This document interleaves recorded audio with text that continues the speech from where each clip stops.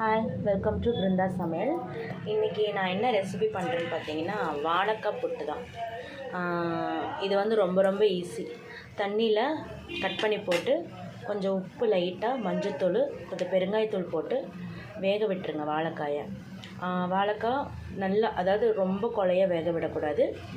அதாவது நம்ம கையில் பிடிச்சு அந்த நம்ம தேங்காய் துருவுறோம் பார்த்திங்களா, அந்த இதில் நாம் துருவணும். ஸோ அதுக்கு தகுந்த மாதிரி நீட்டாக வேக வச்சு எடுத்துகிட்டு ஆறுனதுக்கப்புறமா இப்படி நம்ம துருவி வெங்காயம், வெள்ளைப்பூடு, வரமிளகா, கருவேப்பிலை போட்டு ஒரு தாளிப்பு கொடுத்துட்டிங்கன்னா, தேங்காய் துருவி போட்டிங்கன்னா செம டேஸ்ட்டாக இருக்கும்.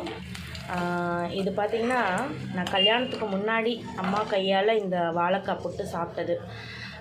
சாம்பார் வச்சு அதுக்கு காம்பினேஷன் பார்த்திங்கன்னா இது சூப்பராக இருக்கும்.